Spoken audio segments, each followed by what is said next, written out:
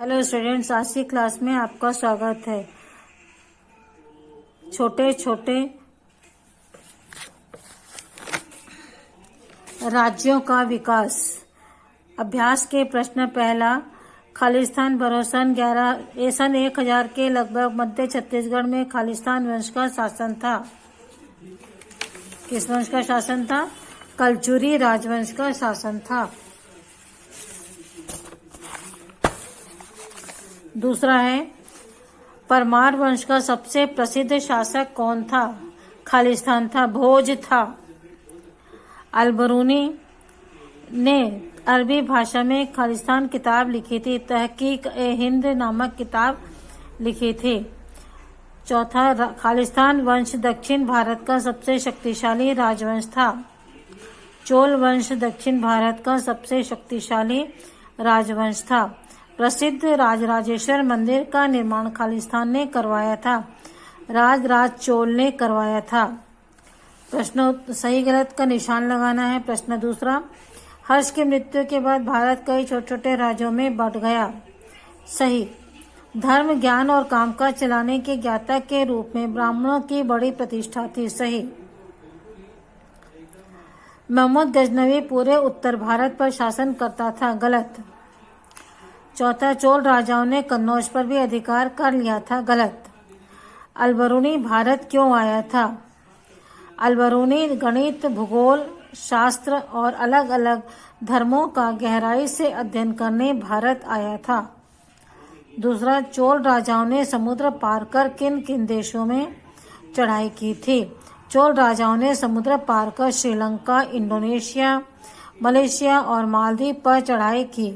श्रीलंका का एक बड़ा हिस्सा लंबे समय तक चोल राजाओं का हिस्सा बना रहा।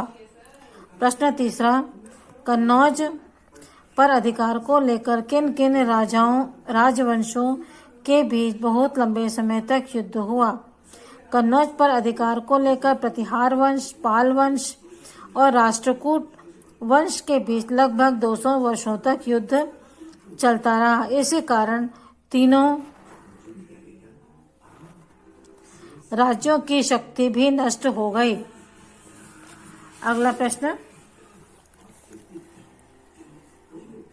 राजवंश ब्राह्मणों को अपने राज्य में बसाने के लिए दान में क्या देते थे? राजवंश ब्राह्मणों को अपने राज्य में बसाने के लिए कभी कभी पूरे गांव या फिर गांव से प्राप्त होने वाला संपूर्ण लगान दान में देते थे। अगला प्रश्न है, अपने राजवंश को ऊंचा और महान बनाने के लिए ताकतवर राजवंशों ने क्या किया?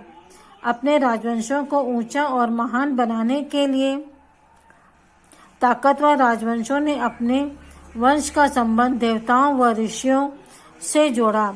बंगाल में पाल वंश और मध्य भारत में कलचुरियों का उत्थान इसी तरह हुआ था।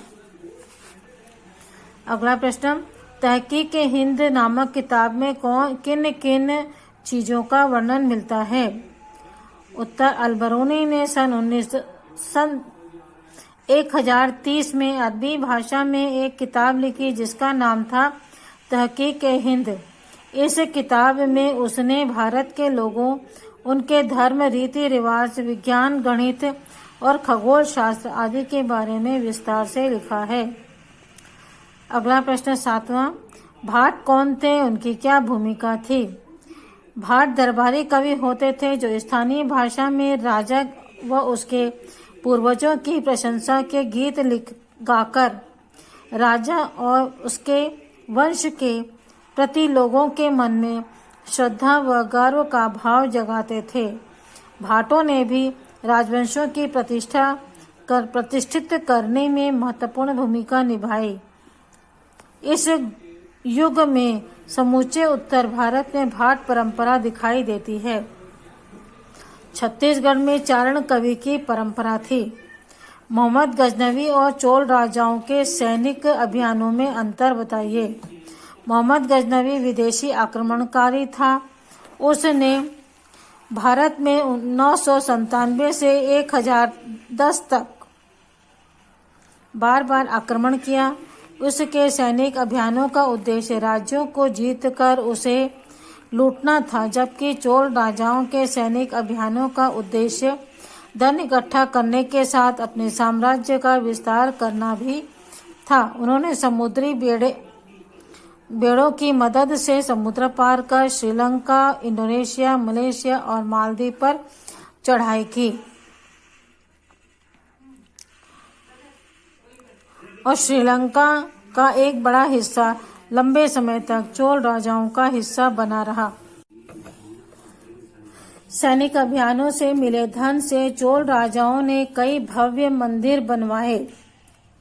इसके साथ ही बच्चों इस पाठ के प्रश्नोत्तर समाप्त होते हैं। अगले वीडियो में हम अगला पाठ देखेंगे। ठीक है, बाय।